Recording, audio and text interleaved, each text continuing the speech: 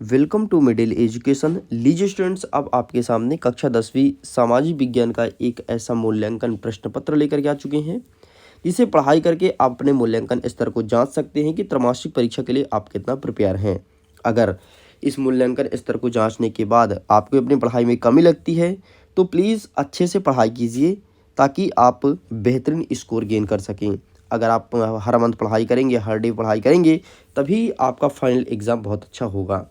देखिए, यहाँ पर 20 अंक का मूल्यांकन किया जाएगा। समय आपको 1 घंटे मिलेंगे, बाकी समय वगैरह यहाँ पर मतलब नहीं रखता है। ठीक है, आपको प्रयास करना है कि 1 घंटे से भी कम समय में हम क्वेश्चंस को सॉल्व कर पाएँ।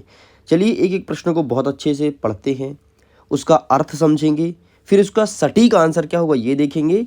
इतना ही नहीं, ये सब देखने के बाद हम आपके सामने पीडीएफ भी प्रेजेंट करेंगे ताकि आप डाउनलोड करके और अपने पढ़ाई को और भी बेहतर बना सकते हैं। देखिए, प्रश्न क्रमांक 1 कह रहा है कि सही विकल्प चुन करके लिखो। इसमें पहला नंबर कहता है वन्य जीवों के आवास रक्षण, यहाँ पर रक्षण नहीं बल्कि संरक्षण होना चाहिए, हेतु पहला कानून कब बनाया गया था। देखिए, जब वन्य जीव को लोग मार रहे थे, जंगल काट रहे थे, तो इसके लिए एक संरक्षण अधिनियम बनाया गया कि भाई इनको रोको, नहीं तो कोई भी इंसान इनको मार के इनका मांस खाएगा, कोई भी इंसान इनको पेड़ों को काटेगा। तो इसके लिए आया था वन्य जीव संरक्षण अधिनियम 1972। वियना में एक कन्वेंशन हुआ था, वहाँ पर सभी देश ने एक साथ बैठ करके मीटिंग की और जीव जंतुओं को संरक्षित करने की बात कही थी। जैसे आप आजकल देखते होंगे कौवा, कौवा जो होता है वो दिखाई नहीं देता, पता नहीं वो कहाँ गया। ठीक है, लेकिन उसकी मृत्यु होने के कई सारे कारण हैं जो आपके आजकल मोबाइल नेटवर्क्स आ रहे हैं 3G 4G 5G 2G, उनके कारण इनका दिनों दिन विनाश हो रहा है। आगे बढ़ते हैं, हमारा प्रश्न क्रमांक 2 कह रहा है कि पूर्वोत्तर और मध्य भारत में वनों की कटाई का मुख्य कारण क्या है। पूर्वोत्तर मतलब हमारे हिंदुस्तान की पूर्व क्षेत्र की बात कर रहा है इधर की, और मध्य भारत मतलब इधर की बात कर रहा है। ठीक है, तो यहाँ पर जंगल क्यों काटते हैं? क्या ईंधन के लिए काटते हैं, या स्थानांतरित कृषि के लिए, या आवास के लिए, या उद्योग के लिए? अब देखो, इनका आंसर वैसे रटर वटर पता चलेगा नहीं, तो समझो, दिमाग को हिट करो। एक बात बताओ, पूर्वोत्तर क्षेत्र में सबसे ज़्यादा पेड़ हैं, यहाँ पर सबसे ज़्यादा पेड़ हैं। ठीक है, और पहाड़ भी है। ठीक, तो पहाड़ में पेड़ की कटाई करेंगे, क्यों कटेंगे? क्या ईंधन के लिए? नहीं, लकड़ी की ऐसी कोई समस्या नहीं होगी। आवास के लिए, पहाड़ में कोई किसको घर बनाते देखे हो? पहाड़ में क्या उद्योग बनेगा? नहीं, ये काटते हैं स्थानांतरित कृषि के लिए, मतलब कहीं पर थोड़ा सा भाग काटेंगे, है ना, और खेती करेंगे और फिर उस स्थान को छोड़ करके और दूसरे स्थान पर चले जाएंगे। अब बहुत सारे बच्चे बोलेंगे अच्छा पहाड़ में खेती की जाती है। हाँ भाई, पहाड़ में खेती होती है। ठीक है, पहाड़ में क्या होता है, देखो जैसे ये पहाड़ हो गया, ठीक है, तो यहाँ मिट्टी की ऐसे ऐसे नालियाँ बना देते हैं। ठीक है, और यहाँ पर खेती करते हैं, तो ये खेती करने के लिए पेड़ पौधे को काटते हैं। इस चीज़ को ध्यान रखना। तो इसका सही आंसर ऑप्शन नंबर बा हो जाएगा। आगे बढ़ते हैं, चौरी चौरा की घटना कब हुई थी? अब देखो, यहाँ पर जितने भी ऑप्शन हैं सब गलत हैं, क्योंकि चौरी चौरा की घटना हुई थी 4 फरवरी 1922 को। लेकिन 4 फरवरी तो ऑप्शन में है नहीं ना, तो 5 फरवरी है, इसलिए इसका सही आंसर हमें 5 फरवरी लगाना पड़ेगा। बहुत सारी किताबों में 5 फरवरी भी लिखा देखने को मिलता है। आप चेक कीजिए कि आपके NCERT में क्या लिखा है, एंड कमेंट सेक्शन में ज़रूर बताना। नेक्स्ट कहता है विनिमय की प्रारंभिक अवस्था में व्यापार किस प्रणाली पर आधारित था? मतलब जब विनिमय नामक चीज चला था तो क्या होता था उस टाइम पे? देखो, तुम तो भी बच्चे हो, तुम तो देखे नहीं दुनिया। तुम अपने दादी बब्बा, अरे दादी बब्बा छोड़ो, माता पिता, अरे माता पिता भी छोड़ो, अगर तुम्हारे घर में ऐसा कोई भाई बहन हो जिसकी उम्र 30 साल हो, उससे पूछना, वो बताएगा कि पहले वस्तु विनिमय चलता था यार। मतलब जैसे हमें चाहिए धान और सामने वाले को चाहिए चावल, सॉरी गेहूँ। ठीक है, तो हमारे पास ज़्यादा गेहूँ है तो हम उसको गेहूँ दे देंगे और उससे धान ले लेंगे। और ऐसे ही वो करता था, मतलब अदला बदली कर लेते थे कि लो भाई, ये चीज़ तुम्हारे पास ज़्यादा है तो तुम रखो, और हमारे पास ये चीज़ कम है तो हमको दे दो। लेकिन अब ऐसा नहीं है, अब मुद्रा विनिमय हो गया है। अब इंसान दिमाग लगाएगा कि गेहूँ यार तो 70-80 रुपये किलो है, सपोज करो एग्जाम्पल है, 70-80 यानी 20-30 चल रहा। ठीक है, और जो चावल है वो तो और सस्ता है, 70-18 है। तो हम क्यों ना एक काम करें, चावल मतलब रद्दी क्वालिटी चावल की बात कर रहा हूँ भाई, अच्छी क्वालिटी चावल तो 50-60-70-80 चल रहा है। ठीक है, एक समझो यार तुम एग्जाम्पल के थ्रू पे, तो इंसान दिमाग लगा गया यार कि इतना डिफरेंस है, 2-3 रुपये डिफरेंस है, मैं अगर 5 किलो दूंगा तो कितने डिफरेंस आएगा? मान लो 3 रुपये डिफरेंस है तो 15 का आ जाएगा। अगर मैं 50 किलो दूंगा तो 150 का आ जाएगा। इसलिए एक काम करो, बेच दो। ठीक, तो अब हो गया मुद्रा विनिमय, लेकिन पहले वस्तु विनिमय प्रणाली था। आगे बढ़ते हैं, प्रश्न नंबर 2 कहता है रिक्त स्थान की पूर्ति कीजिए। पहला नंबर कहता है कि स्थायी वनों का सर्वाधिक क्षेत्र किस राज्य में स्थित है। स्थायी वन मतलब ऐसे वन जिन्हें बहुत कम काटे जाते हैं, जहां पर पशु चारण नहीं किया जाता है, उन्हें स्थायी वन कहते हैं। और ये सबसे अधिक आप सबके मध्य प्रदेश में ही है। नेक्स्ट कहता है गांधी जी ने सत्याग्रह का पहला प्रयोग भारत के किस स्थान पर किया था। तो ये किए थे बिहार के चंपारण से नमक सत्याग्रह प्रारंभ किए थे, नमक तोड़ो कानून। ठीक है, चलिए, और ये कहाँ तक गए थे, तो ये साबरमती आश्रम तक गए थे, गुजरात। नेक्स्ट कहता है कि साइमन कमीशन के खिलाफ प्रदर्शन करते हुए लाठीचार्ज से प्रसिद्ध स्वतंत्रता संग्राम सेनानी डैश डैश डैश शहीद हुए थे। देखो, जब साइमन कमीशन का क्या कर रहे थे, विरोध कर रहे थे, तो इसमें लाला लाजपत राय भी अवेलेबल थे। जब भगदड़ मची तो सब लोग भागने लगे, तो लाला लाजपत राय गिर गए, और गिर गए तो लोग बाग उनके ऊपर पैर रख रख के भागे, तो कुचल गए, दब गए, और वहीं पर उनका निधन हो गया। लेकिन उस वक्त उनका एज 70 साल का था, मतलब हो चुके थे बुढ़े।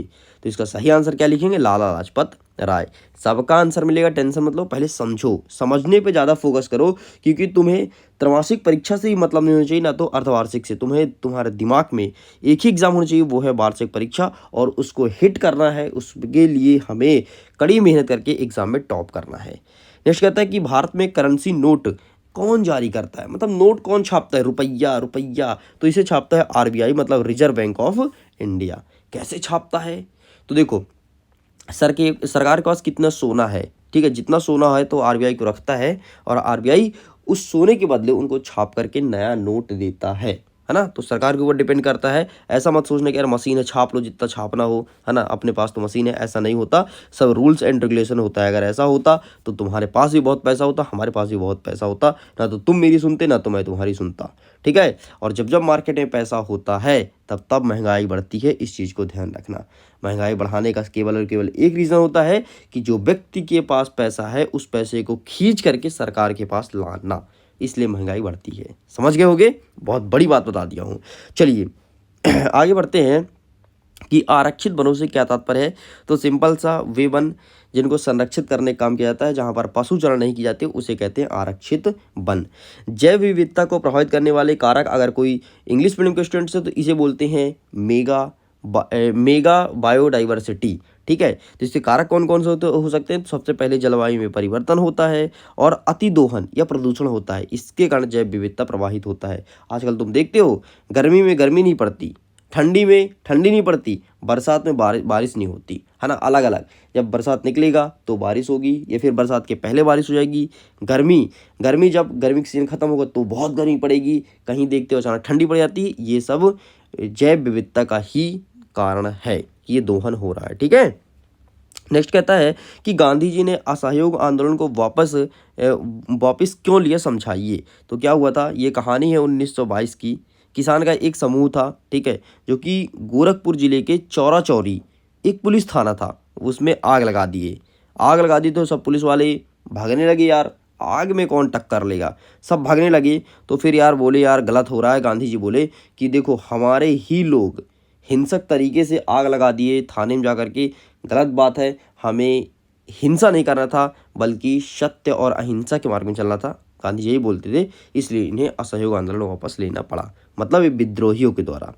अथवा कहता है कि भारत में रॉलेट एक्ट के विरोध क्यों थे। ठीक है, ये प्रश्न पूछा गया, तो इसके कई सारे कारण थे। पहला कारण है कि जो अंग्रेज थी वो बोली थी हम तुम लोग के लिए कानून बनाएंगे और तुम लोग ऐसे ही रहोगे, मतलब हम भारतीय को बोली थी कि तुम्हारे लिए कानून हम बनाएंगे और तुम्हारा कोई योगदान नहीं होगा। अरे भैया यार, रहना हमको है तो हम अपना कानून बनाएंगे ना। ठीक है इसके बाद ये था कि अगर तुम्हें कोई समस्या है तो ना तो तुम दलील कर सकते हो, ना तो कहीं अपील कर सकते हो, मतलब तुम्हें कुछ नहीं बोलना, तुम शांत रहोगे। समस्या है तो तुम अपना समस्या अपने पास रखो, इसलिए रॉलेट एक्ट का विरोध किया गया था। ठीक है जी, आगे बढ़ते हैं। कर्जदाता कर्ज देते समय ऋणधार की मांग क्यों करते हैं, समझाइए। तो ऋण वापसी की सुनिश्चित करने के लिए ऋणधार की मांग करते हैं। ठीक है, कि लो भैया ये तुम्हारा ऋण है, ये तुम्हें रिटर्न करना है। ठीक है, जैसे सपोज करो कि तुम किसी दोस्त को 1000 रुपये दिया, तो तुम बोलोगे ले भाई 1000 मैं दे रहा हूँ, ये तेरा ऋण है, इसे रिटर्न करना है। ये नहीं कि हमने तुमको 1000 दे दिया तो तुम खा पी के भाग गए, जिससे माता पिता के पैसे तुम रिटर्न नहीं करते हो। ठीक, ऐसे कुछ। अथवा कहता है कि ऋण के औपचारिक और अनौपचारिक स्रोत में 3 अंतर बताइए। तो अंतर हम आपको दिखा देंगे। नेक्स्ट 6वां नंबर क्या कहता है कि नमक मार्च किस प्रकार उपनिवेशवादों के विरुद्ध प्रतिरोध का एक प्रभावी हथियार बन गया, समझाइए। एंड साइमन कमीशन क्या था, भारतीय ने इसका विरोध क्यों किया। देखो इसके ऊपर हमने डिस्कस कर लिया था, ठीक है, साइमन कमीशन क्या था, ठीक है। लेकिन फिर भी अगर किसी को समझ नहीं आ रहा तो एक बार और सुन लो। साइमन कमीशन कुछ और नहीं था, 7 ब्रिटिश मिलकर के एक समूह बनाए थे जो कि ये तय किए थे कि भारत देश की कानून व्यवस्था हम बनाएंगे, ठीक है। फिर इसका विरोध हुआ था, विरोध क्यों हुआ था ऊपर हमने डिस्कस किया था। चलिए, तो इस प्रकार से ये हमारा खत्म होता है। अब आंसर को क्रमशः देख लो। देखो भाई साहब, मासिक टेस्ट मिड डे एजुकेशन द्वारा है, ठीक है। ये 10वीं समाज विज्ञान, देख सकते हैं इसको उत्तर अवेलेबल है। पहले का वन जीव संरक्षण, दूसरे का स्थानांतरित कृषि, तीसरे को जाएगा 5 फरवरी, चौथे को जाएगा वस्तु विनिमय। एंड मध्य प्रदेश, बिहार का चंपारण, लाला लाजपत राय एंड आरबीआई। अगर तुम हिंदी में लिखना चाहते हो तो क्या लिखोगे, reserve bank of India. Next क्या देख लीजिए, प्रश्न क्रमांक 3 का उत्तर। प्लीज टेक अ स्क्रीनशॉट, आप अपने पास स्क्रीनशॉट रखिए, ज़्यादा बेहतर है। पीडीएफ को डाउनलोड कीजिए, लिंक डिस्क्रिप्शन बॉक्स में है, एक बार चेक जरूर कीजिएगा। गॉट इट, ये हो गया चौथे उत्तर, तो आप इसका भी स्क्रीनशॉट ले लीजिए। ये रहा आपके सामने चौथे का अथवा, ठीक है जी। आगे बढ़ते हैं, ये रहा प्रश्न क्रमांक 5 का उत्तर, तो आप इसका स्क्रीनशॉट लीजिए। नेक्स्ट ये रहा प्रश्न क्रमांक 5 का अथवा, तो आप इसका स्क्रीनशॉट ले लीजिए। नेक्स्ट देखते हैं प्रश्न क्रमांक 6 का उत्तर, तो please take a screenshot. And आगे बढ़ते हैं, तो ये रहा प्रश्न क्रमांक 6 का अथवा, ठीक है।